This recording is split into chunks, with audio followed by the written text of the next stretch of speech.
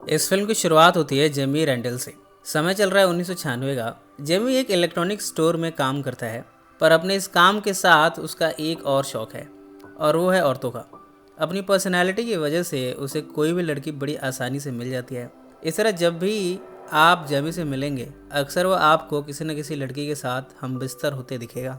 आज तो उसने हद ही कर दी। पिट्सबर्ग के इस इलेक्ट्रॉनिक स्टोर में अपने मैनेजर की गर्लफ्रेंड को भी उसने नहीं छोड़ा। स्टोर में एक खाली जगह देखकर मैनेजर की गर्लफ्रेंड के साथ वो जिस्मानी संबंध बनाने में व्यस्त है। काम गया भाड़ में और मैनेजर गया तेल लेने। जेमी के घर पर उसका भाई है जॉश। जॉश बड़ा अमीर है, उसे कुछ करने की ज़रूरत नहीं है। उसने जेमी को फार्मास्यूटिकल सेल्स रिप्रेजेंटेटिव के तौर पर रेफ़र किया है। जेमी ने भी इसे कबूल कर लिया है।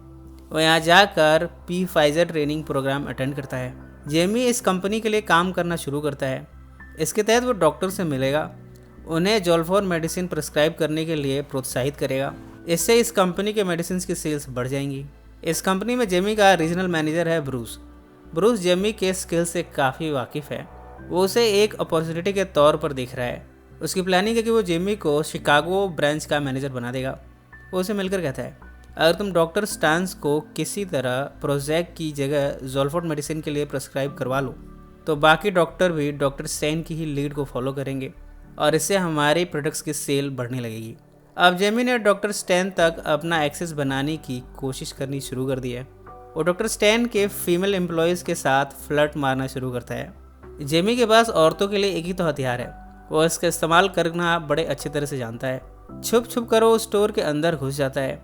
यहाँ से वो प्रोजेक्ट मेडिसिन को गायब कर रहा है, यानी उनके सैंपल्स को हटाकर वो अपनी कंपनी के सैंपल्स को रख देता है। डॉक्टर स्टैन कुछ समय के बाद जेमी को अपनी क्लिनिक में एक्सेस दे देता है। उसे क्या मालूम कि जेमी उसके पीठ पीछे क्या खिचड़ी पका रहा है। डॉक्टर स्टैन ने जेमी को अपने एक पेशेंट को एग्जामिन करने का भी मौका दे दिया है। इस पेशेंट का नाम है मैगी। मैगी काफ़ी खूबसूरत और आकर्षक है। मैगी एक डिजीज़ से गुजर रही है और वो है पार्किंसन डिजीज़। इस डिजीज़ में central nervous system proper function करना बंद कर देता है। फिलहाल जेमी का ध्यान मैगी के डिजीज़ पर नहीं, बल्कि उसकी खूबसूरती पर है। मैगी जब डॉक्टर से अपना ट्रीटमेंट करा रही है, तब वो बात आगे बढ़ा रहा है। मैगी कभी तो डॉक्टर के सवालों का जवाब देती है, तो कभी जेमी को आंसर करती है। मैगी के जाने के बाद जेमी को बार बार मैगी का ही ख्याल आ रहा है। अब उसने मैगी से नंबर तो मांगा नहीं था, पर हॉस्पिटल में उसके रिकॉर्ड्स तो हैं। यहाँ की फीमेल एम्प्लॉयज़ उसकी हेल्प कर सकती है। इस एम्प्लॉय को वो पहले ही अपनी तरफ आकर्षित कर चुका है। उसके जरिए वो मैगी का नंबर निकलवा लेता है। वो मैगी को फ़ोन लगाता है। पहले तो मैगी को बड़ा ऑकवर्ड लगा है, भला यूँ हॉस्पिटल के रिकॉर्ड से उसका नंबर निकाल कर उससे कॉफ़ी के लिए पूछना, पर जेमी के बार बार कहने पर उसने हाँ कर दिया है। इस तरह इन दोनों की डेट फिक्स हो गई है। डेट पर दोनों एक दूसरे के बारे में जानना शुरू करते हैं। मैगी कहती है कि उसे सीरियस रिलेशनशिप पसंद नहीं है। इनफैक्ट वो कभी सीरियस तरह के रिश्ते बनाना ही नहीं चाहती। जेमी कहता है कि उसकी भी पसंद मैगी से काफ़ी मिलती है। इस तरह दोनों जब घर पहुँचे हैं, तब दोनों में जिस्मानी संबंध बनता है।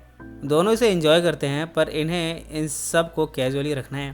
प्रोजेक्ट मेडिसिन का टॉप सेल्समैन है ट्रे हैनिगन। जब उसे पता चला है कि जेमी हॉस्पिटल में उसकी दवाइयों के सैंपल्स गायब कर देता है, तब वो उसे मारना शुरू करता है। बाद में जब जेमी मैगी से मिलता है, तब मैगी एक नया खुलासा करती है। ट्रे हैनिगन दरअसल मैगी का पास में बॉयफ्रेंड रह चुका है। इसके साथ ही वो कहती है, मैंने सुना है कि तुम्हारी कंपनी एक नया ड्रग डेवलप कर रही है, और मैंने तो ये भी सुना है कि ये ड्रग जिन मर्दों को अपने प्राइवेट पार्ट में इरेक्शन की प्रॉब्लम है, उसे ठीक कर सकता है। बाद में ब्रूस इस बात को कंफर्म कर देता है। इनकी कंपनी वायग्रा को मार्केट करने जा रही है। ब्रूस को मालूम है कि मार्केट में ये ड्रग हाथों हाथ बिकेगी। जेमी ने इस वायग्रा को सेल करना शुरू कर दिया है, और वाकई में ये ड्रग हाथों हाथ बिक रहा है। जेमी को काफ़ी सक्सेस मिली है। इन सब में जेमी और मैगी का रिश्ता दिनों दिन परवान चढ़ता जा रहा है। दोनों अब संभोग की नई ऊंचाइयों को छू रहे हैं। एक बार तो मैगी जेमी के घर आती है। आते ही वो निर्वस्त्र हो जाती है। उसे लगा घर में जेमी के अलावा कोई नहीं है, पर वो गलत निकली। यहाँ जॉश भी था। उसने भी मैगी को नग्न अवस्था में देख लिया। इस तरह के कॉमिक सीन जॉश की वजह से घर में क्रिएट होते रहते हैं। एक बार तो जेमी जब घर में आया, तब वो जॉश को देखता है कि वो अडल्ट फिल्म चला रहा है और हस्त मैथुन किए जा रहा है। जेमी को देखकर वो भागकर दूसरे कमरे में चला जाता है। जेमी अपने भाई की इन हरकतों से परेशान है। कुछ दिनों बाद जेमी मैगी से कहता है कि वो उसके साथ अब सीरियस होने लगा है। वो इस रिश्ते को आगे बढ़ाना चाहता है। पर मैगी को ये आइडिया पसंद नहीं है। वो तुरंत ही जेमी से ब्रेकअप कर लेती है। जेमी बाद में मैगी को बहुत मिस करता है। अब उसे मैगी की और उसके साथ की आदत लग चुकी है। उसके बिना अब उसका रहना मुश्किल है। वो मैगी को कन्फ्रंट करने जाता है। मैगी इस समय सीनियर सिटीजन्स की हेल्प कर रही है। मैगी जब यहाँ जेमी को देखती है तब उसे यहाँ से चले जाने को कहती है। जेमी बड़ा ढीठ है, वो नहीं जाने वाला। दोनों में यहाँ आर्गुमेंट होती है। इसके बाद भी मैगी नखरे दिखा रही है, पर जेमी भला कम है क्या। वो रात भर बस स्टॉप पर मैगी का वेट करता है। अब मैगी ने भी जेमी की ढिठाई और उसके प्रयासों का जवाब दिया है। वो इन सब से काफ़ी इमोशनल होती है। उसने जेमी को एक बार फिर से स्वीकार कर लिया है। इस तरह इनके बीच का प्रेम प्रसंग फिर से चल पड़ा है। कुछ समय बाद दोनों मेडिकल कॉन्फ्रेंस को अटेंड करते हैं। मैगी पार्किंसन सपोर्ट ग्रुप को अटेंड करती है।